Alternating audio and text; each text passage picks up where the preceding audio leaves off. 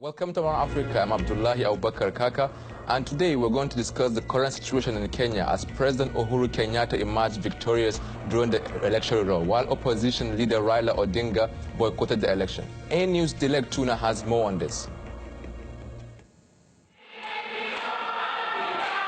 Following rerun polls in Kenya, Kenya's electoral body announced on Monday incumbent President Uhuru Kenyatta won the repeat presidential election with 98.3% of the votes cast. Independent Electoral and Boundary Commission Chairman Wafula Chebukati announced that Kenyatta gathered 7.48 million of the total votes cast, whereas his National Super Alliance rival Raila Odinga only received 73,228 votes, or about 1%. The chairman said more than 7.6 million of the total 19.6 million registered voters turned up at Thursday's election, and the election failed to take place in 25 constituencies, or 8.6% of the total constituencies, affected by security factors. Kenyatta thanked the voters who turned up to the elections in his speech after the result was announced. He called for the people to safeguard peace and keep solidarity. Kenyatta was declared the winner of the August 8th presidential polls on August 11th. The opposition leader, Odinga, refused to accept the result and instituted an appeal to the Supreme Court. That the presidential election held... The Supreme Court on September 1st annulled the results of the August 8th presidential polls and ordered the IEBC to conduct fresh presidential elections within 60 days. Odinga withdrew from the fresh presidential race 16 days prior to the election and rallied his supporters on October 25th to boycott the October 26th balloting, which was marred by low turnout and violent protests in opposition strongholds. According to Kenyan media, Odinga's NASA said earlier that it will not accept the result of the repeat election.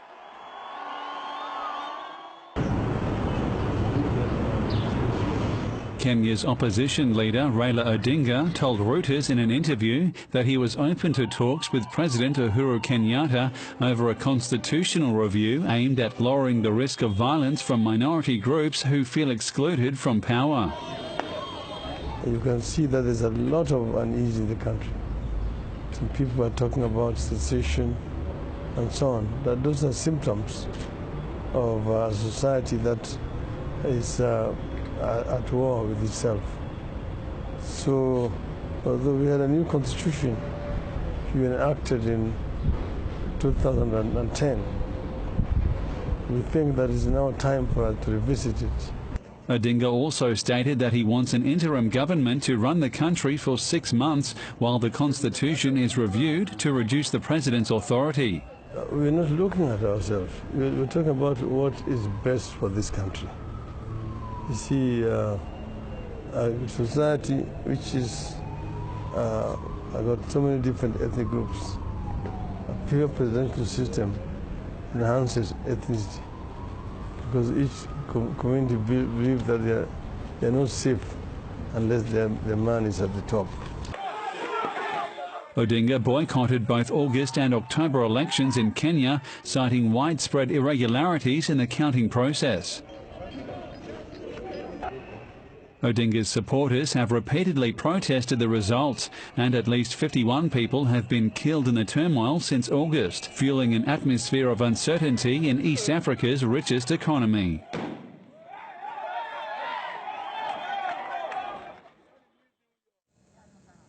Welcome back. Joining us via Skype is Abdinasir Jumale from Somalia. While Abdinasir was the writer of the article on the rise of Al-Shabaab. While from Kenya, we have Gideon Inyoke, who is a lawyer and a journalist and political analyst in Kenya. And in studio here with me is Ibrahim Mulushewa. I would quickly like to start with Abdinasir. Abdinasir, how could crisis in Kenya affect the East Africa region?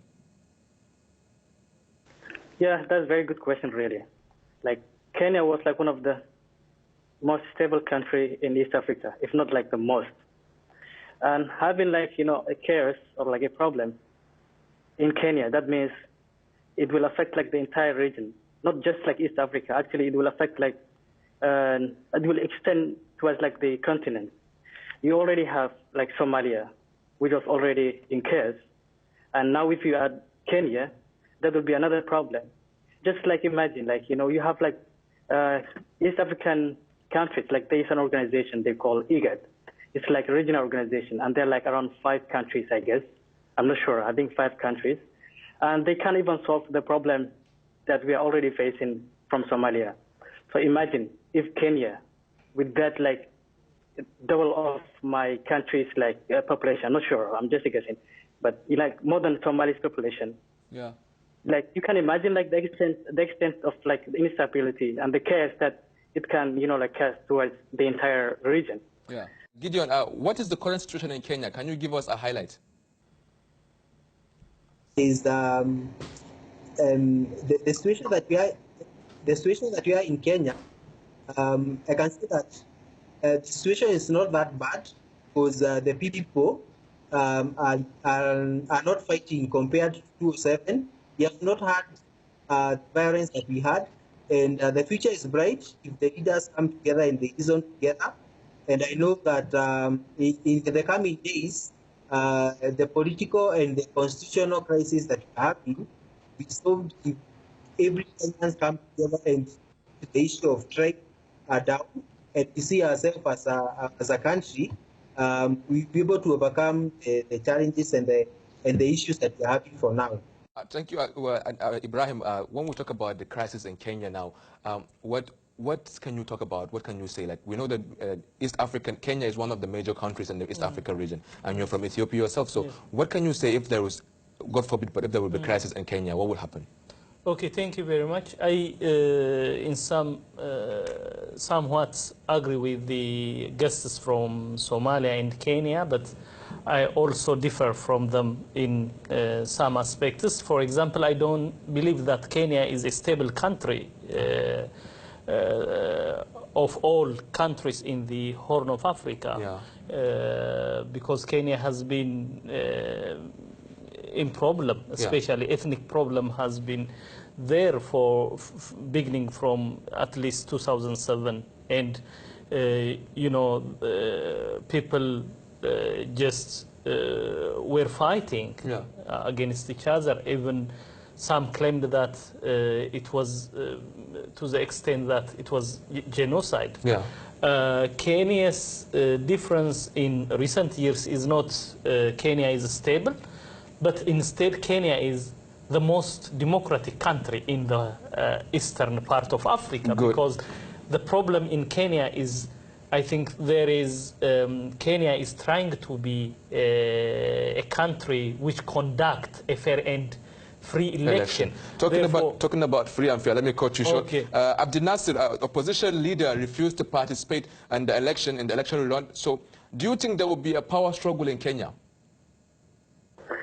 Like, if you see the way Kenyan politics is structured, like, there's no like power vacuum that we can discuss now. There's already a competent government that sits in there.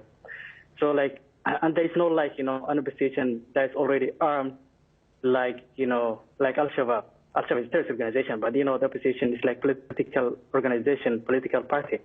But like, there's no like vacuum there. There's like a government and there's oppositions, and there's like a clear chain of command that's like, controlling the country. So there's no vacuum.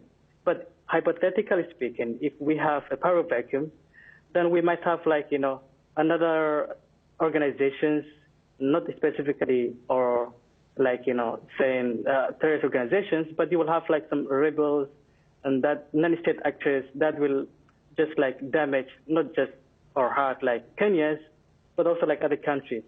All right. But for the near future, I don't see there's a power vacuum in Kenya. No. Yeah, but say Gideon, can you tell us what is the way forward for Kenya right now? I think the way forward is to see the bigger picture of Kenya and remove the superiority battles between Mr. Odinga and Mr. Kenyatta. But also, I think leaders need to try to come together to unify the people. Because I know if Mr. Odinga would meet Mr. Kenyatta and they agree on a possible way forward, I think that we will do.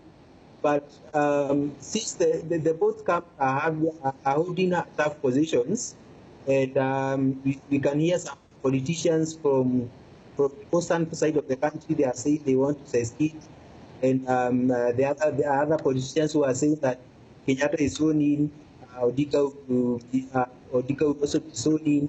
So I think the way forward is the leaders to come together for the better, for the best interest of the country. All right, so like Ibrahim, so when we talk about Kenya right now, what do you think is going to be the way forward for them? I think Mr. Odinga, in somewhat, is correct in saying that the Kenyan, the election problem is not about Odinga and Kenyatta. Yeah. It is about Kenya's basic problem of ethnic conflict. Therefore, if Kenya want to come out of this problem, this should be something which cannot be interpreted as a problem of election rigging or something. Yeah.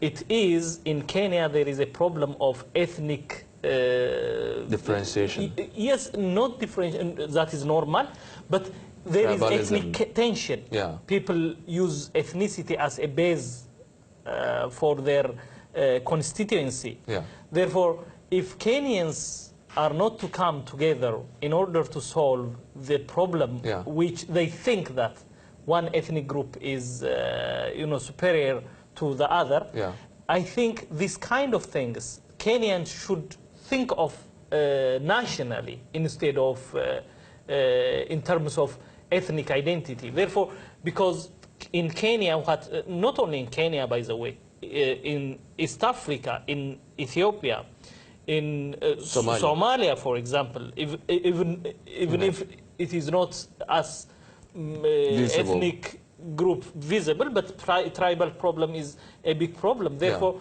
I think the question of identity should be solved, and it should be solved democratically in order to Kenya to come out of this. It's not about whether Odinga or whether Kenyatta is. Yeah, talking about whether Odinga or Kenyatta, Gideon, we saw like both leaders came together this weekend, and what do you think about that? What are you going to say about that? And also, how can the youth participate in how to make Kenya a better place?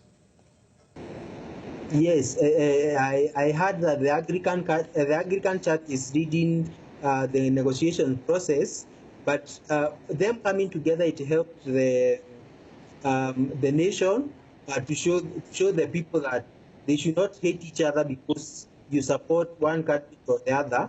So I think it helped in cooling the temperatures, and if they continue meeting together, it will help in rolling down the emotions, because what we are suffering in Kenya is that people are very emotional on the political leadership, and people are very passionate on that, and they end up hating each other, and in sometimes, as we saw in some part of Nairobi, two communities were fighting.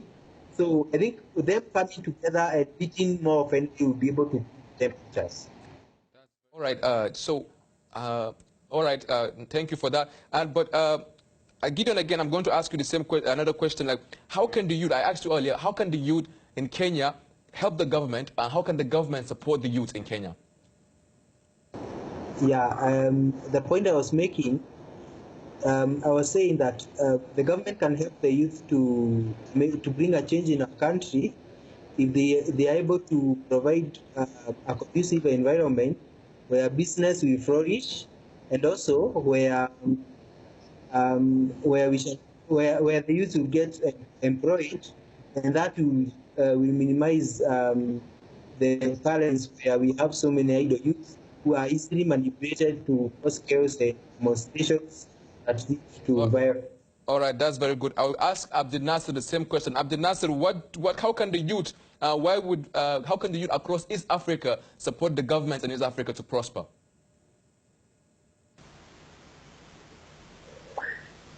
It's really difficult, especially if you see like all African countries.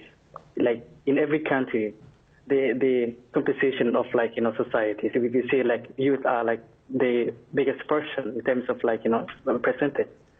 However, people who are in in top positions, these are all and you see like a country ruled by one person like for its entire time, like since its independence.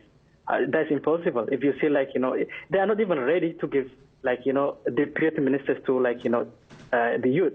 So like, if you see like all of these countries, all these like youth, like the generations, they are ready. They're very enthusiastic. They make like efforts to make some change in their lives and also like for their countries. However, that means it's not ready for them. All right. Ibrahim, so you're from East Africa. You know the geography there.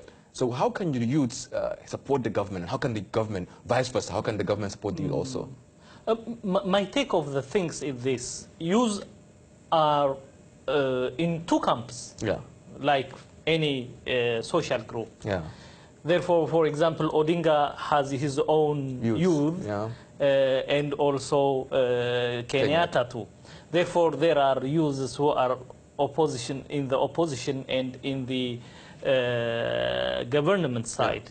Therefore, the division is not about age or gender. The division, as I insist, is about tribe, about ethnicity and economy. If Kenya is, for example, being, about Kenya, one of the negative things which talked about is about corruption in Kenya. Even corruption is very much rooted, visible, and therefore Kenya should tackle the corruption problem. And also Kenya should, in Kenya what I see is lack of confidence. Not lack of confidence, but a lack of trust to one another. For example, those who support the government do not believe that the opposition, if the opposition have power, it will subdue us, it will, discriminate us. And the people who are supporting the opposition is the same. Therefore, there is lack of trust between Kenya's political entities. Therefore, part of that is the youth. For example, there are many areas which are boycotted by the opposition, and almost, 4 countries. Yes, 4 countries, and it is a huge population. How can election take place? The election be credited? One of the things which is now talked is about the very credibility of the election. Therefore, Kenya should tackle one, it's ethnic problem. It can be subjective. It can be the way people think about ethnicity. It can be also a real identity problem. Kenya should tackle this, and the other is economy. If the economy and if the identity issues are tackled in Kenya, I think Kenya will be... I think I admire Kenya in one thing. Kenya is trying its best to be as democratic as possible. This is one of the most important achievements of East Africa. For example, in West Africa, as you know better than me, like countries like Ghana, Nigeria, and Gambia, we are witnessing a success in democracy. In recent years, recently we witnessed the Gambian victory against dictatorship. Therefore, for me, Kenya is on the way to democracy, and the challenges Kenya is facing is related to democracy in one sense. How Kenyan democracy tackle the trust problem within groups, within political and ethnic groups. If Kenya is in a position to tackle it, believe me, Kenya will be one of the best countries of Africa. Thank you very much, Ibrahim. Thank you very much, Abdel Nasser, for joining us from Somalia. Thank you very much. And thank you very much also, Gideon. You are welcome. Thank you. Gideon also for Yes. Yeah, thank you.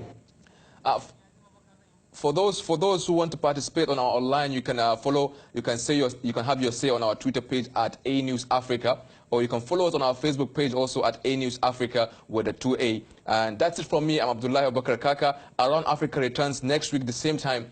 Goodbye for now.